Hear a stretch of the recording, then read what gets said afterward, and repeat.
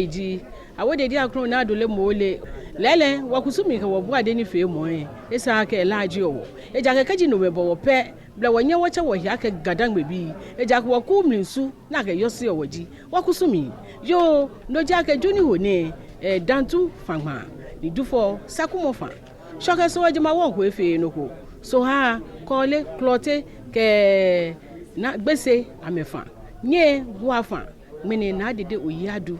niji kose bi ahia mena amefa ne wono ni ba jegma mom linke ba wo ba chiwo benka me na medura wotu ya ngbe ake ya fe kuni yeli lo alo shade fon yaba bla wo fo wo hi ko ni bi ni ba ya no ko ni wo dura nyetu ya ngbe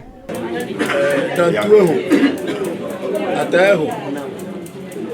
sakumo eho kole eho kwa eho mene bine no ise nyawo awon ya yi ko pa fa ya no ya na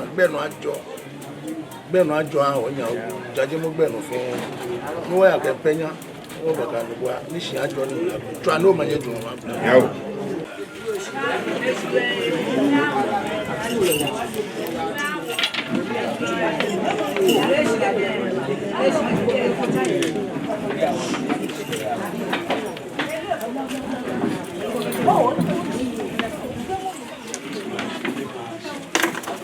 Yes, I'm good. Yes, I'm good.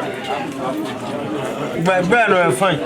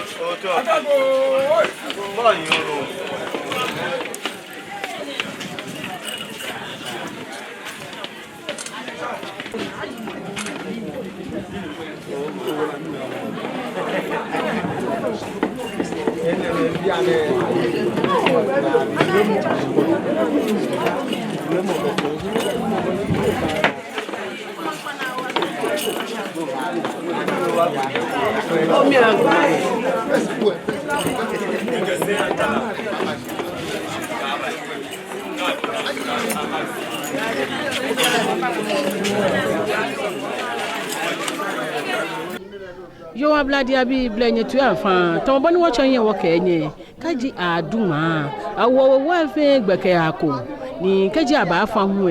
ma mo mi ka shi na ba te ko ba na boni wo wa wo ye ameyi mo shi ni twa ka meje ko amebe ko ka ba chu amenu chu mo wo bia ne nye ko aboni ni bi ya le aje ma mo mi aba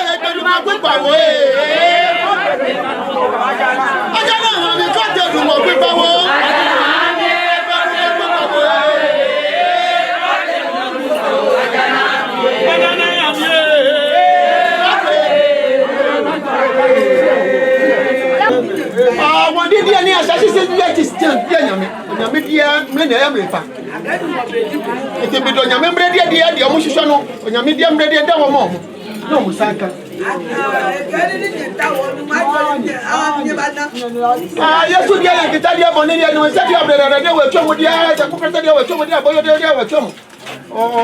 so fo to so yi ka dia ko se ti dia so enti dia Yesu dia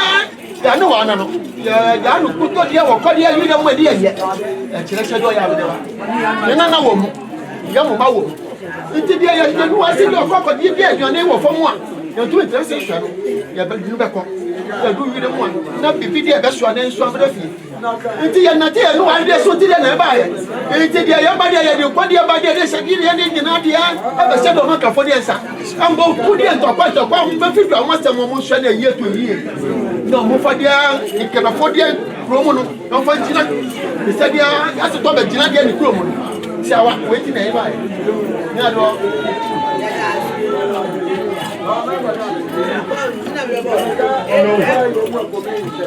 o fane wo ko manyeba e ja ke wo mamu mi fefo no fia no no wo bia be no wo shoje me e fefo na kan wo wala ke afinele o manyeba feni e ja ke homo wo ba yele fefo e wo ko manyeba shin ojo wa ishe sane no bi ne sane kuku ka ati aba ni sane gbonyo agaba ka jura mo ya jura na ka jajiyo aba jura na ko ajaji ne ka dan mo fio ko e ko no ko toton e ko aba dan e ka no fe no e jaji na bi ane fo manye e wo ne fo manye ele sane ko kura be mi fe ni yo mi fe aji mo fe mo le aga ko te ko ba no oyo manye onya e wo onya mo so e wo nini yo se pe aji aba anu na ye no ji ni yo manye se ojo gba gan dan mo ele nini maka me pe aji wo afine wo gamefe wo madumo ete no pepe yue mo fonko be etomo nyisafi na ke agbegbomo ebi ano ebi afi neke no fe no ete no fofo wo e mo ke eleji e chano na kan nka agbe owo ko ni no ni gan me wo hwe o e ba mi e awo ko ni wo nke achitan achiwota mo no ni gbla gan mi peji tomo wo ye no ko na chole union ni ji ekomefe motomo akọ ake woye fe abu ame na me fe ko be na me gbe afi ko be manche me hu ya me pe ame bomode na me gbe afi ekome eje mbo na afi hia mo na me kwa mambie eboti ame toyi ni ma anye eye no fe no ba ha wo ya wo hi no ni nko ogano acho mi kwa odonko ni ji enyi mo fẹ́ mo cho mi ni wa o mi ke dan ya ke afine wona ke woni bi ete no pepepe ni nyumo enne efe woni bi anu e ha woni bi efu woni wota ho na kan no bio heshiba ke to enjole ke ko mi fe mu ganga manjia che me fe ni wo fe ko me nuo na bote udodo ben ko memi nuo ke na wo gamanche na jene ke wo ya be wo le mo se ni wo ni chiman ni yo ni chobe here be se be ma ji ya ye no na kan ni bi fe wo pa ni me ke na ma fe ame do mo ko mi ami awo ko ni he ni tan ro fe ame try ko mi ami awo ke wo fe wo bu awo na wo fa be wo ya ko ma ni wo ko ma nya ba sha na to akwe wo no aka hi na ko sa fi aya logo na wa ben biya ba cha wonni sanwo ko nuwo henisa nuwo na wo manche nuwo na ko nuwo ka tete ako mama papa ebu nuwo ya wo to amani fane ingbeji ni boy kakada niji enyo asene akwashonche ke ganfen akwashon manche jo ye shiba mi mene de ebote mamu e ko manye so mba yo benoni yo gadangbe bi fen ke moji eni ba ko afini woje kusun fe mu shiko manye ni wogbe na nko manye bi ane afangma na ede ifangma jufo ni ba ne na ewu ba afangma eke eno sowe ahwe odada no ka ahwe odada no no wo pa agbeji aba yi umo ni ji aba gbakon ni boni umanye ba won pagba ke na kanu ba chila no ke yi umo ke no fiano efi papa ke ga dangbe ko e mo papa ebu mene jufo ne na ye ya fa ka o na bona to sene ke ya aya ngam na ya fa no na ke je ngam ke ba ke je aba no na e ba dwa wotu an shi na ko meni yo mi ji ke je ate ngam ya lo aduma ne ke gulo me fi ka be musu fo shi na fi odio wo bia ne no ni wo pa agbaji ke je ate aya fa ma no ni ba je mi ke ba ba dwa nyetu angbe shikaja aduma le hu e wo awu ame fe gbeke ya ko mi wo kaja meje ko mi ame ba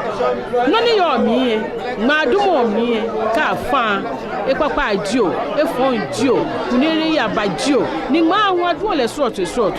manchama no gulo ma no mambia no soroto wo kaja ba mo ne fon e aje gbe fa kuso ye na ba afia ha chiko ma ye lie ba kuso ye ni abafe ene ewo wo ya gba mi wo ba no ni ba je mi nke ba nu mo na e ba dra wotu angbe ne fi atoe ne ha ni fe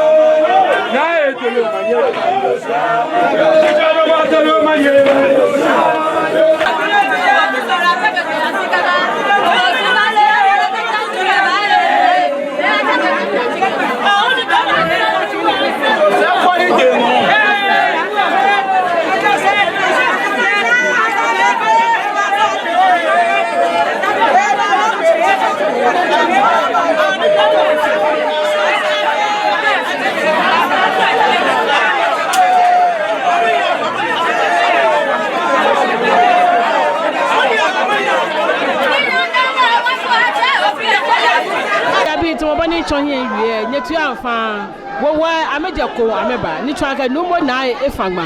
wo eje ko ameba e wo nyekwa no ni ya no je no se wo ka no mo na e ba agbasande ni bi ni tenu ke no ni tenu e ma ngom mi kuni yale ijio e fon ijio ni wo fe wo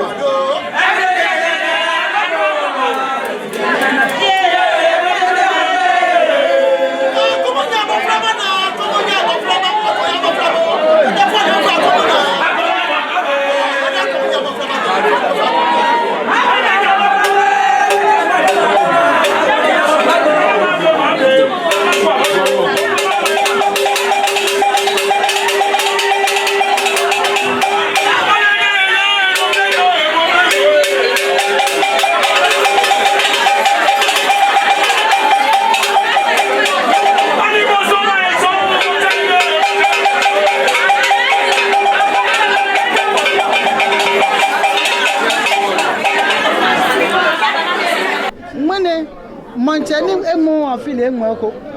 mancheni sane washino eto mane shi onu pa ife to mama jatem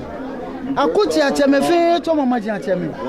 mane he kome ne sana ka afili wo fe efo asafo ateme e kome mu afili asafo ateme mayuwe mane na pote wo fe wo to emi aya asafo ateme pote ni wo sise asafo atewo sise asafo anyewo sise e ageta flat ta ya lo edini owo sise ka anye ju ami ke no ko labo to fete ni bi ko me damosi mele won mo efe e ageka mo ko ne ko to ku ti mo no e han awola ta eko ege fe na agba e han wo eni ta wo gadangwe amomi wo fe ko me ni won na nukwale anukwale kan eko e so bo ni ba fe ni game ba ko keke na ga ba kula ga wo se anukwale wo mo si mo fe mo ba gba so e mo no e gba loko kama ko gba so e mo no e ke loko nene me diro ni dragon mo ko be gandon wo yi na se mene wo cho me na ba wa o ni wo sa gan me cho wo ni won wa ya me na o da se